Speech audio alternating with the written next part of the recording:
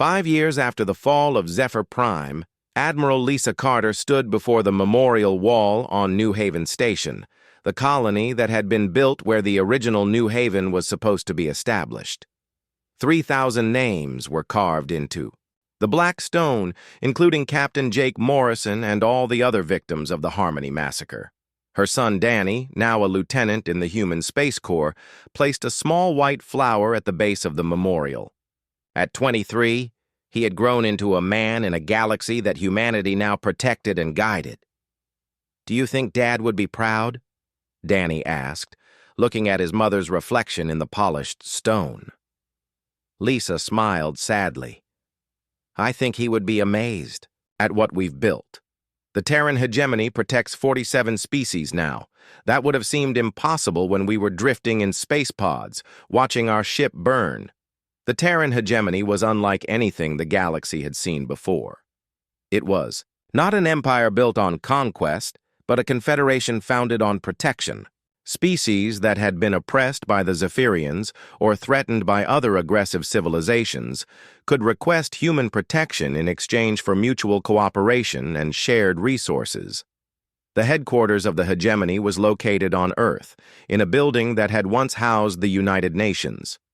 President Nathan Cross, now in his second term, worked with representatives from dozens of alien species to maintain peace across thousands of star systems. The Hegemony Council has approved the Vorthan request for protection, his aide, Commander Julie Barnes reported during the morning briefing. "They're offering their advanced medical technology in exchange for defense against the Krill Raiders." Cross nodded, reviewing the file on his desk. The Vorthons were a peaceful species whose healing abilities could benefit every member world of the hegemony, but they were also completely defenseless against military threats. It was exactly the kind of arrangement that made the new system work. "Approved," Cross decided.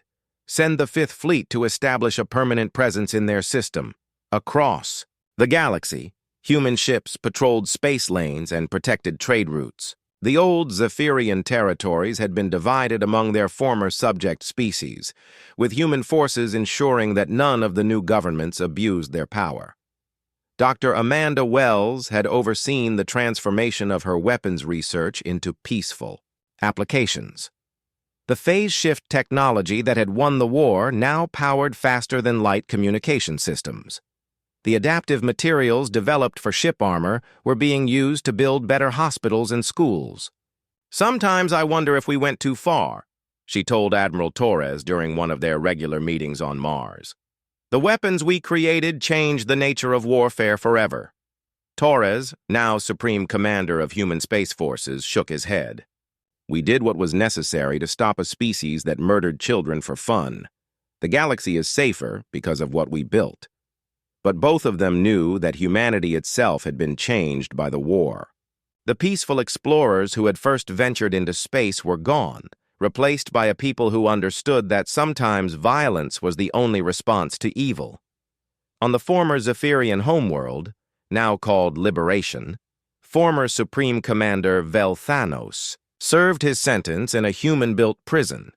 Unlike the brutal labor camps that the Zephyrians had used for their enemies, the human facility focused on rehabilitation and education. Vel Thanos had been forced to watch recordings of every species the Zephyrian Empire had destroyed or enslaved over the centuries. He had been made to understand the true scope of his people's crimes. The experience had broken something fundamental in his worldview. "The humans treat us better than we ever treated our own prisoners," he told his fellow inmates during their daily discussion group. "They could have executed all of us, and no one would have questioned their right to do so." The prison served as a symbol of the new order. Justice without cruelty. Punishment that aimed to reform rather than simply inflict suffering. It was a concept that many species found difficult to understand, but that defined the human approach to governance. Meanwhile, the former Zephyrian colonies were flourishing under their new independence. The Alterans had established a democratic government and were developing trade relationships with other species. The Centauri Collective had become a major center of learning and scientific research, but not everyone was happy with the new order. Some human military leaders argued that the hegemony was too soft on former enemies.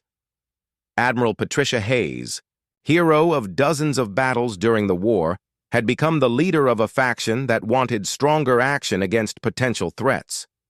"We've become complacent," she argued during a heated debate in the Human Defense Council. "We won the war against the Zephyrians, but there are other hostile species out there. The Vaxilin horde is expanding toward our borders. The Shadow Clans are raiding neutral systems." "And we'll deal with them if they threaten innocent people," Torres replied. "But we don't wage preemptive war against species that might become enemies someday." The debate reflected a fundamental tension within humanity. The war had awakened their capacity for violence, but it had also reinforced their commitment to justice. The challenge was maintaining the balance between strength and mercy. On Earth, in a small apartment in Geneva, Jake Morrison's sister Mary taught school to children from 6 different species. Human kids sat next to young Zephyrians, Alterans, and members of other races that had once been enemies. They learned together, played together, and grew up thinking of each other as friends rather than potential threats. "Today we're going to learn about the Great War," Mary announced to her mixed class of 8-year-olds. "Can anyone tell me why it started?" A young Zephyrian raised her hand. "Because some bad people hurt children and the humans got angry." "That's right, Kayla," Mary said gently. "And what did the humans do when they got angry?" A human boy answered this time. "They fought back to protect people. But they also helped the good aliens who didn't want to hurt anybody." It was a simple lesson, but it captured the essence of what the war had meant. Humanity had discovered that their greatest strength was not their technology or their weapons, but their willingness to fight for others who couldn't protect themselves. The memorial services for the Harmony victims were held every year on the anniversary of the massacre. Representatives from every member species of the hegemony attended, paying their respects to the people whose deaths had changed the galaxy. This year, the ceremony was held on Liberation at the site where the Zephyrian capital had once stood. A new city had been built there, populated by humans and reformed Zephyrians working together to create something better than what had existed before.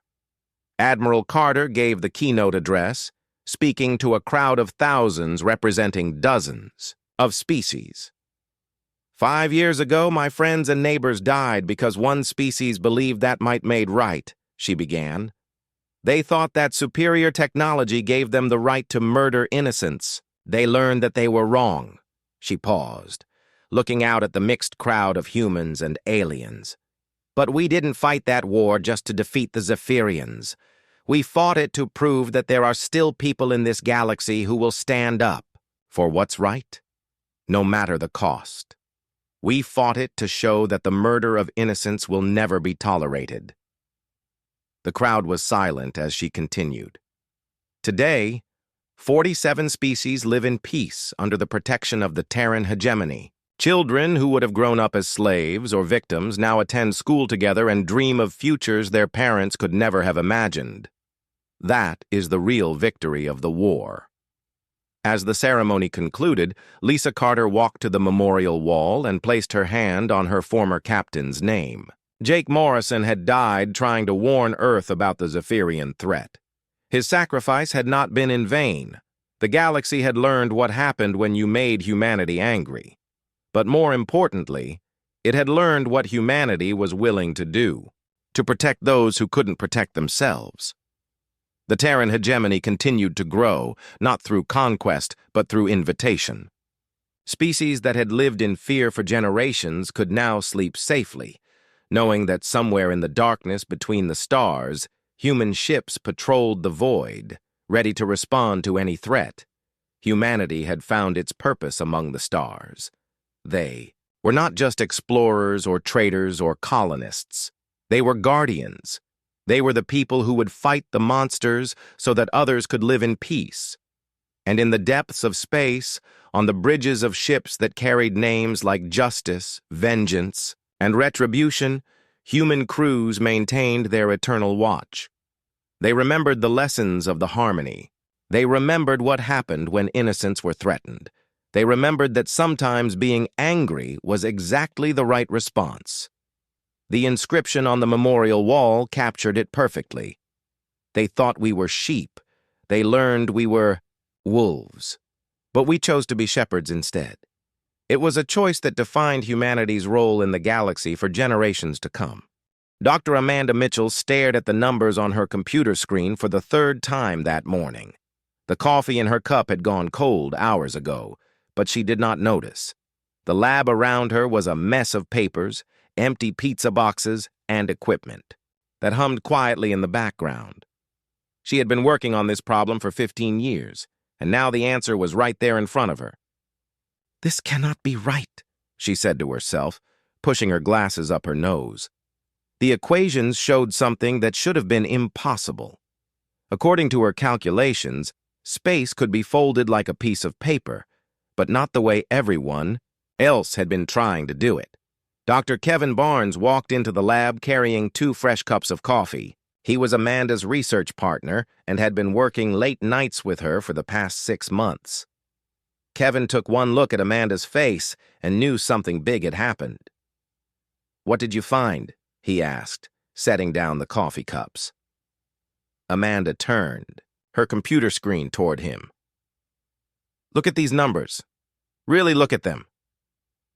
Kevin studied the screen carefully. He had seen thousands of equations over the years, but these were different. "Amanda, if these calculations are correct, then every other species in the galaxy has been doing FTL travel the wrong way." "That is exactly what I think," Amanda said. She stood up and walked to the whiteboard on the far wall. "Everyone has been trying to punch holes through space-time using massive amounts of energy. But what if we do not need to punch holes at all?"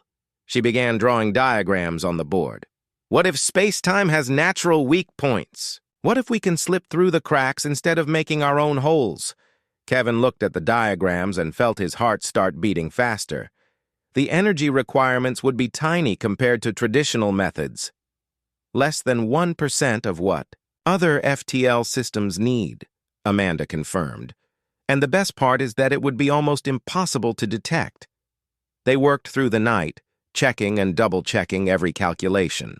By morning, they were both sure that Amanda had solved one of the biggest problems in physics. But being sure about math was different from proving it worked in the real world. "We need to build a test probe," Kevin said. Amanda nodded. "Something small, just big enough to carry a transmitter so we can track where it goes." They spent the next 3 weeks building their test device. It was about the size of a basketball and looked nothing like the huge FTL engines that other species used.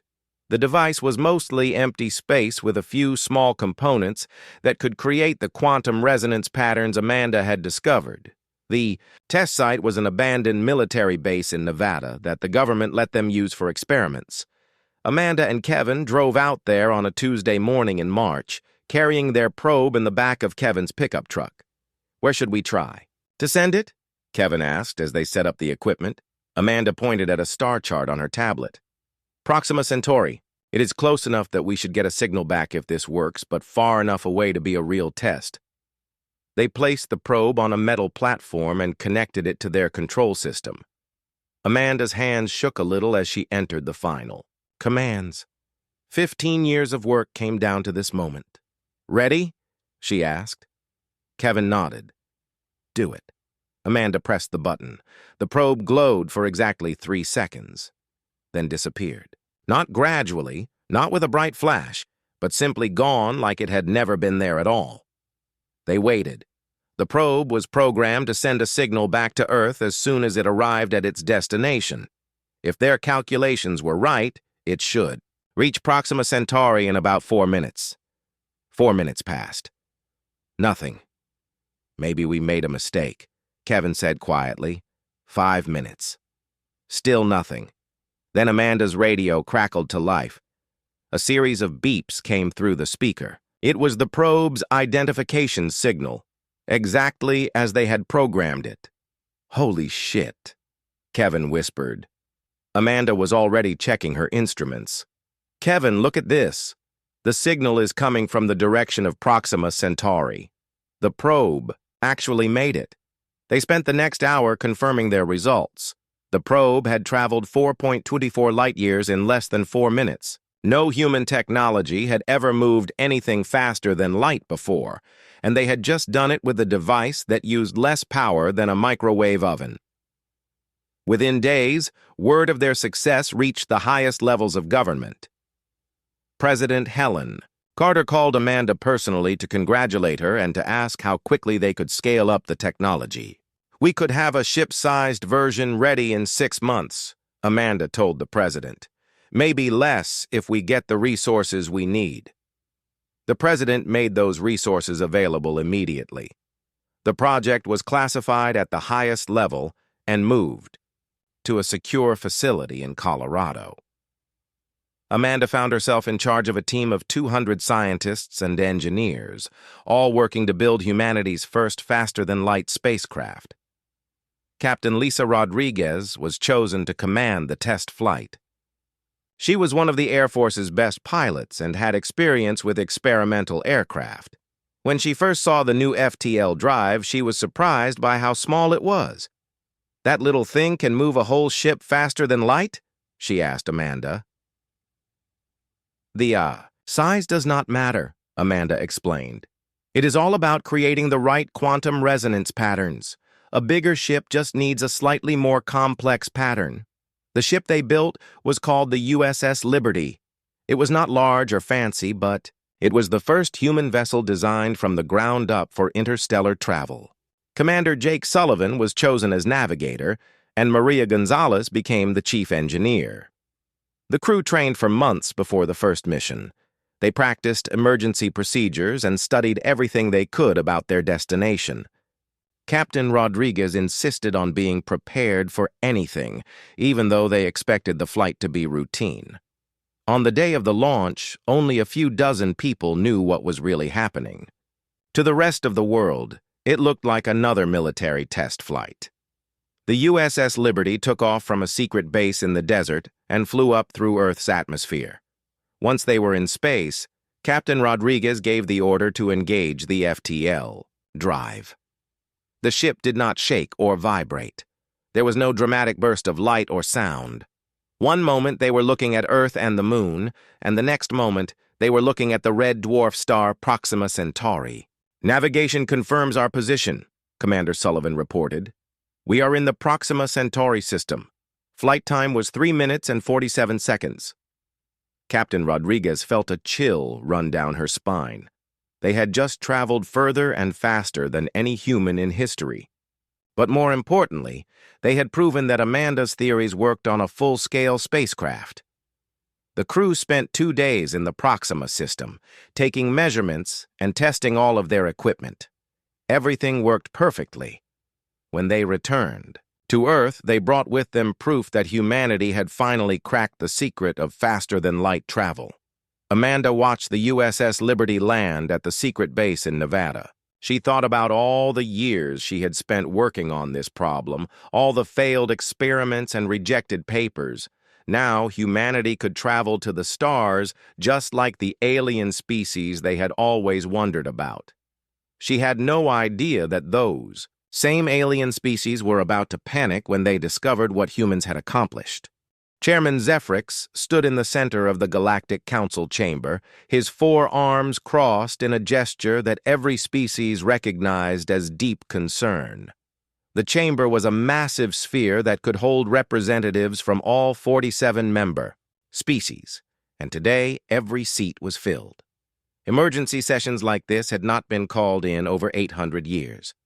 "The monitoring stations detected the signatures 3 days ago," Zephrix announced, his voice carrying clearly through the chamber's translation systems. "A previously unknown FTL technology has been activated in the Sol system. Representative I. Korthak of the Vindari Empire stood up from his delegations section. The Vindari were a warrior race that had been peaceful members of the Council for over 2,000 years, but they still looked intimidating with their scaled skin and sharp teeth. The humans were classified as a developing species, Korthak said. They should not have FTL capability for at least 500 more years according to our development models. Mindweaver Isara of the Ethereal Collective floated above her seat, her translucent form shimmering with colors that showed her emotional state. Right now, those colors were deep purple and red, indicating fear and anger. "This is not just early development," she said, her mental voice reaching every mind in the chamber. "The technology they are using is completely unknown to us. Our sensors can barely detect it." The chamber erupted in discussion as representatives from dozens of species began talking at once. The crystalline hive buzzed with harmonic frequencies, while the machine collective's delegates exchanged data bursts so fast that other species could not follow the conversation. Chairman Zephrix raised his primary arms for silence. "Chief Assessor, Vex 9 will present the technical analysis." Vex 9 of the Silicon Mines rolled forward on his mechanical treads. His body was a collection of processors and sensors that had been analyzing the human FTL signatures since they were first detected. When he spoke, his voice was perfectly emotionless. "The human technology bypasses every detection and regulation system we have developed," Vex 9 reported.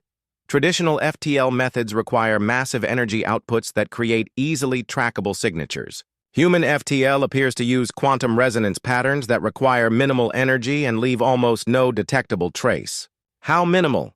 asked Harmony Singer Tella of the Melodic Worlds. Her species were natural pacifists, but even they understood the implications of undetectable FTL technology.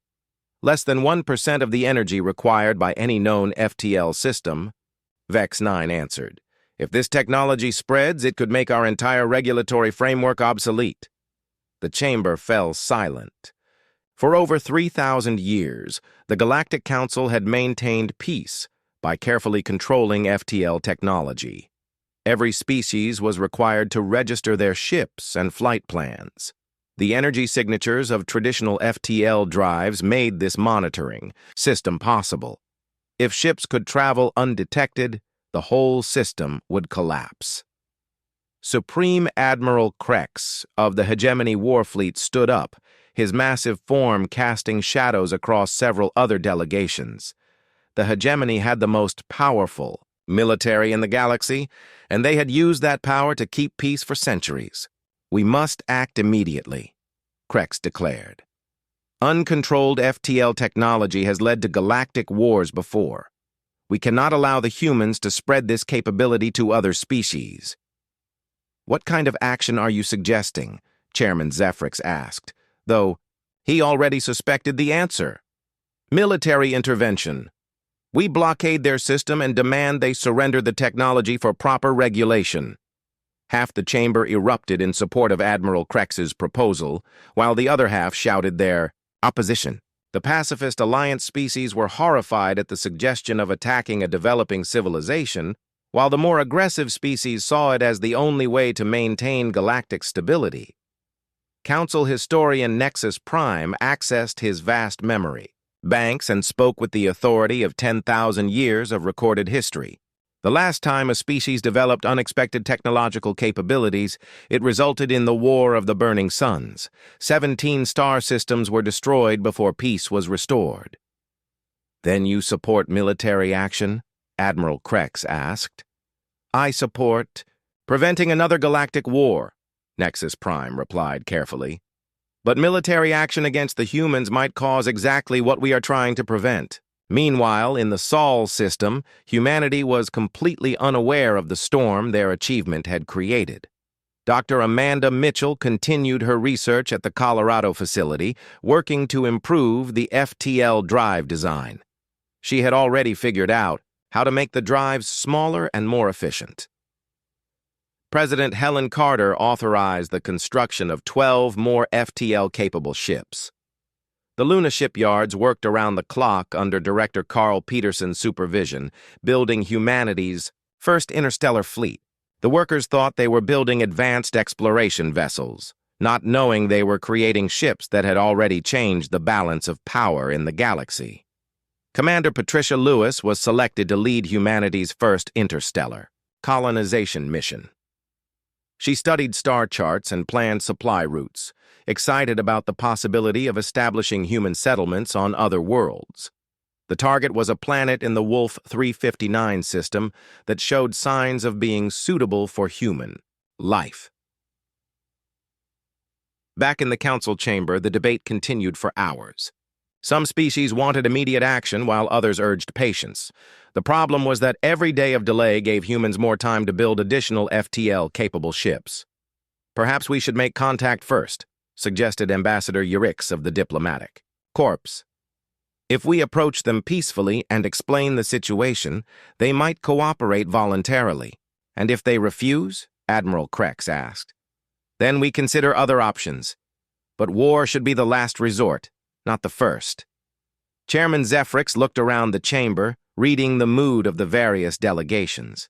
The council had always made decisions by consensus, but consensus seemed impossible in this situation. "We will try diplomacy first," he decided. "Ambassador Urix will lead a first contact mission to Earth. But Admiral Krex, I want your fleet positioned nearby in case the humans prove unreasonable." The Galactic Council had made first contact with hundreds of species over the millennia. They had developed protocols and procedures for every possible situation, but they had never encountered a species that had developed technology beyond their own understanding. As the council session ended, representatives returned to their home worlds to brief their governments. Within hours, the news had spread throughout the galaxy. Humanity had cracked FTL travel, and nobody knew what that meant for the future. On a remote monitoring station near the edge of Council space, sensor technician Blip 7 detected another human FTL signature. This one was different from the first. Tests. It was moving faster and in a different direction. The humans were not just testing their technology anymore, they were using it. Blip 7 immediately transmitted his readings to Council headquarters. Chairman Zephrix received the report just as he was preparing to rest after the long emergency session. The news made his blood run cold. The humans had launched a second FTL-capable ship, and this one was heading toward the Wolf 359 system. If they established a colony there, it would put them in violation of several territorial agreements that they did not even know existed. The situation was escalating faster than anyone had expected. The Council's careful plans for peaceful first contact might already be too late. Admiral Krex's war fleet began moving toward the Sol system, just in case diplomacy failed. Dr. Amanda Mitchell worked late into the night in her Colorado laboratory, unaware that her breakthrough had already pushed the galaxy to the edge of its greatest crisis in over 1,000 years. She was focused on making her FTL drive even better, not knowing that some species thought her technology was already too good to be allowed to exist. The next morning would bring humanity's first contact with an alien civilization, but it would not be the peaceful meeting that science fiction writers had always imagined. It would be a desperate attempt to prevent a war that could consume the entire galaxy. The emergency session at Harmony Point was unlike anything the Galactic Council had experienced in over 3,000 years. Representatives from all 47 member species had traveled to the neutral station that orbited the binary stars of the Kepler system. The station's massive conference halls had been built to handle disputes between 2 or 3 species, not a crisis that threatened the entire galactic order. Chairman Zephrix called the session to order, but the usual diplomatic. Protocols seemed inadequate for the situation they faced. The humans had not just developed FTL technology early, they had developed a completely different kind of FTL technology that made the Council's regulatory systems useless. The Technological Regulation Committee has completed their analysis, Zephrix announced. Chief Assessor Vex 9 will present their findings. Vex 9 rolled to the center of the chamber, his mechanical form clicking and whirring as his processors worked at maximum capacity. The Silicon Minds were the galaxy's experts on technology assessment, and their conclusions carried enormous weight in council decisions. The human FTL system operates on principles we do not fully understand, Vex 9 began. Our best scientists have studied the sensor readings for 72 hours straight. The technology appears to manipulate quantum fields in ways that should be impossible according to established physics. A murmur ran through the chamber. The council had always believed they understood the fundamental laws of the universe. The idea that a species barely out of their home system could discover new physics was disturbing to many representatives. "What are the practical implications?" asked Representative Yuka of the Trading Federation. Her species controlled most of the galaxy's commercial shipping, and changes to FTL technology could destroy their economic system. "Human ships can travel undetected through any space," Vex 9 replied. "They can appear anywhere without warning. They use so little energy that a single ship could make hundreds of jumps without refueling. If other species acquire this technology, every treaty and agreement we have made becomes meaningless." Supreme Admiral Krex stood up from his position in the military section. The Hegemony War Fleet had maintained galactic peace for over 2 millennia. But their methods depended on being able to track and intercept hostile ships. "We must act now, before this technology spreads," Krex declared. "Every day we delay gives the humans more time to build ships and develop their capabilities." "What specific action do you recommend?" Chairman Zephrix asked. "Military blockade of the Sol system. We demand they surrender their FTL technology for proper regulation. If they refuse, we disable their ships and take the technology by force." Harmony singer Tella of the Melodic Worlds rose to her feet, her musical voice carrying clearly through the chamber's translation systems. "Admiral Krex, you are talking about attacking a species that has done nothing wrong. The humans do not even know we exist. How can we justify war against innocent people?" "Innocent?" Krex replied. "They have developed technology that threatens the stability of the entire galaxy. Ignorance is not an excuse when the consequences are this severe." The chamber erupted in arguments as dozens of species began debating at once. The aggressive military species supported Admiral Krex, while the peaceful trading and research species opposed any violent action. The newer council members, who had joined within the last 1,000 years, remembered what it was like to be a developing species facing the galaxy's established powers. Council historian Nexus Prime accessed his memory banks and projected a holographic display above the chamber. It showed star charts from 8,000 years ago, during the last major galactic crisis. "The War of the Burning Suns began with a situation similar to this one," Nexus Prime announced. "The Pyrini Collective developed antimatter weapons beyond anything the Council had seen before. We tried to regulate their technology through military force. And we succeeded," Admiral Krex pointed out.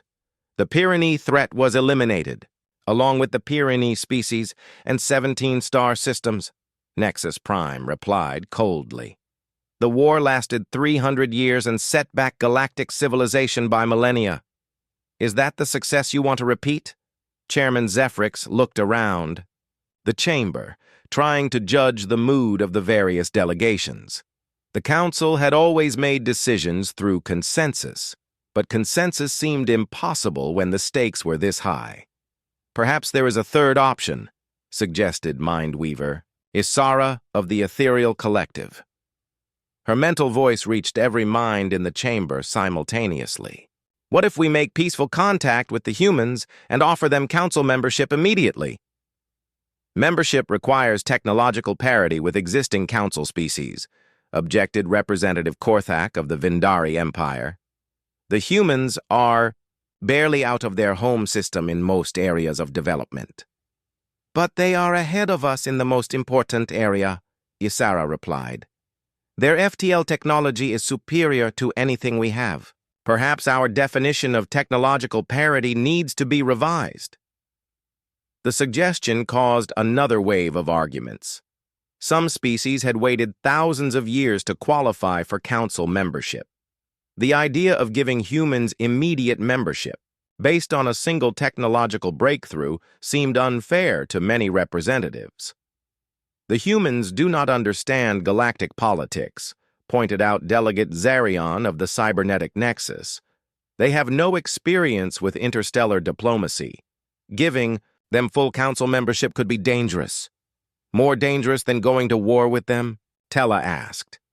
Meanwhile, in the Sol system, humanity remained completely unaware of the crisis their achievement had created. Dr. Amanda Mitchell continued working to improve her FTL drive designs, while the Luna shipyards built more ships under Director Carl Peterson's supervision. Commander Patricia Lewis was putting the finishing touches on her colonization mission plans. Her ship, the New Horizons, was scheduled to launch in 2 days with a crew of 50 colonists and enough supplies to establish a permanent settlement in the Wolf 359 system. President Helen Carter was reviewing reports about the FTL program when her science advisor brought her disturbing news. Deep space monitoring stations had detected unusual energy signatures approaching the outer edge of the solar system. The signatures did not match any known human technology. "How many ships?" the president asked. "At least 12, possibly more.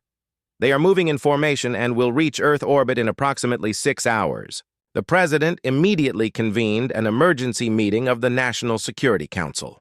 Within an hour, every major world leader had been briefed on the situation. Humanity was about to make first contact with an alien civilization, and nobody knew whether they came in peace or war.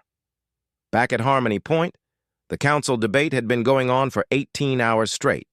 Representatives were exhausted, but the urgency of the situation prevented anyone from calling for a recess. "We are running out of time," Chairman Zephrix announced. "Our diplomatic mission is already approaching the Sol system. We must decide on our approach before they make contact."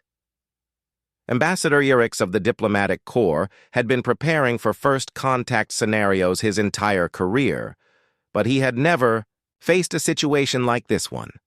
The standard protocols assumed that new species would be technologically inferior to the Council.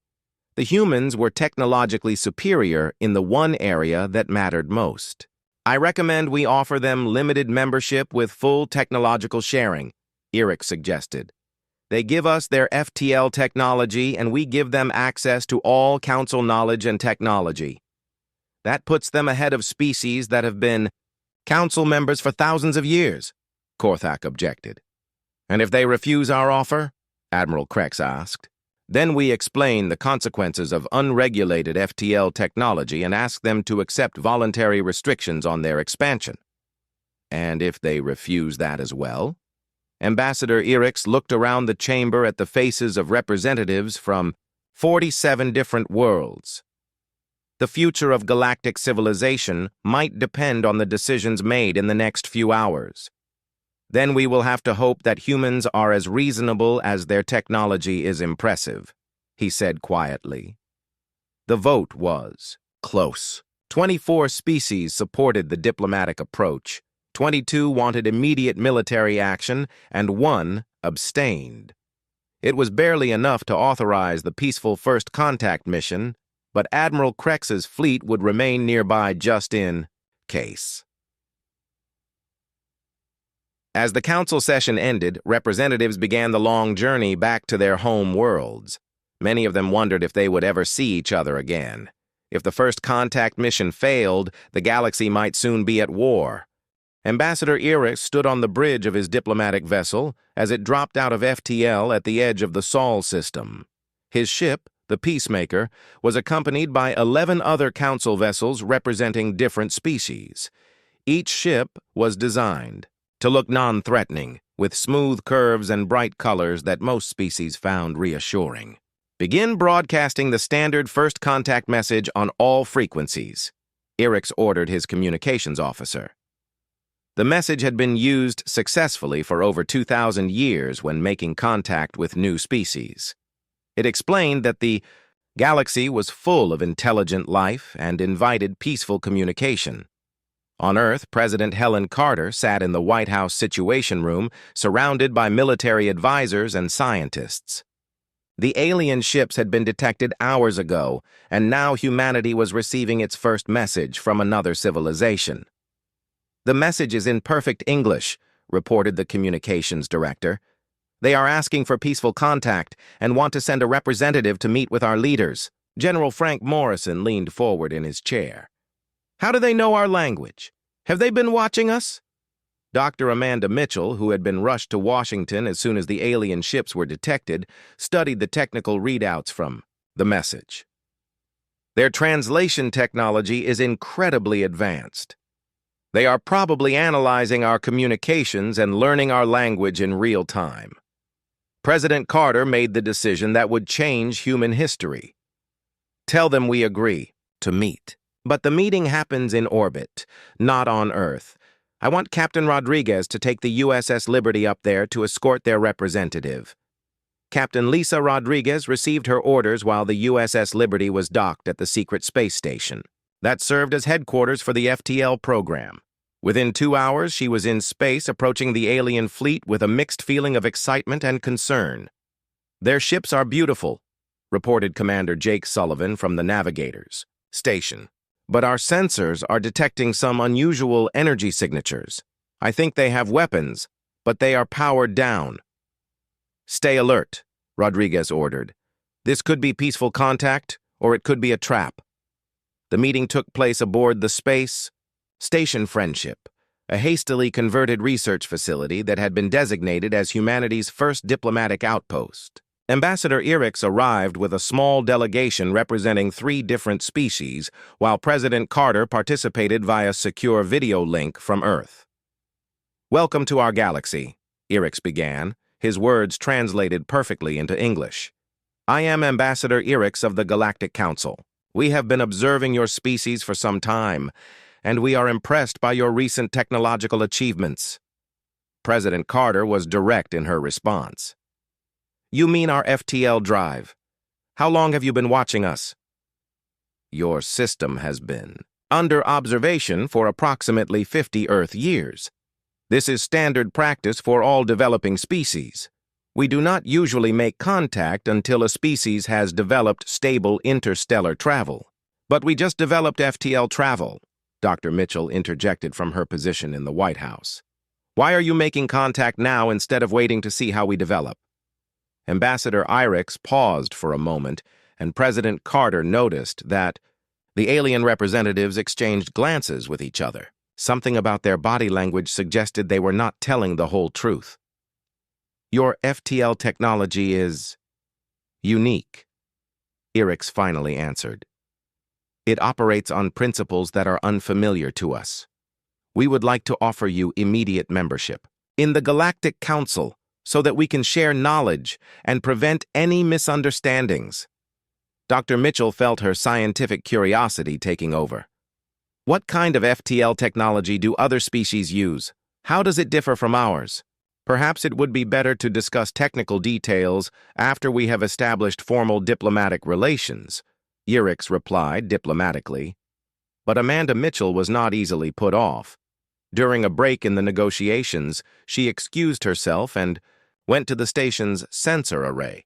She had designed most of the equipment herself, and she knew how to use it to analyze the alien ships that were waiting nearby. What she discovered changed everything. The alien ships used FTL drives that required enormous amounts of energy and created massive distortions in space-time. Their technology was primitive compared to human FTL drives, using brute force methods that were wasteful and easily detected. Humanity had not just developed FTL travel early, they had developed a completely superior form of FTL travel. Kevin, she whispered into her secure communication device, reaching her research partner back at the Colorado facility. Run a comparison analysis between our FTL signatures and the alien ship signatures I am sending you. 20 minutes later, Kevin called back with results that confirmed Amanda's suspicions. Amanda, our technology is not just different from theirs. It is better in every possible way, more efficient, faster, and nearly undetectable. Amanda returned to the diplomatic meeting with a new understanding of the situation. The aliens were not making contact to welcome humanity into the galaxy. They were making contact because they were scared of human technology. Meanwhile, Captain Rodriguez was conducting her own investigation. The USS Liberty's advanced sensors were analyzing the alien fleet in detail, and she was beginning to suspect that this first contact meeting was not as peaceful as it appeared. Commander Sullivan, are you detecting any other alien ships in the system? she asked. Negative. Just the 12 ships that came with the diplomatic mission. Keep scanning. I have a feeling there is more to this situation than we are being told. Sullivan was a good navigator with sharp instincts.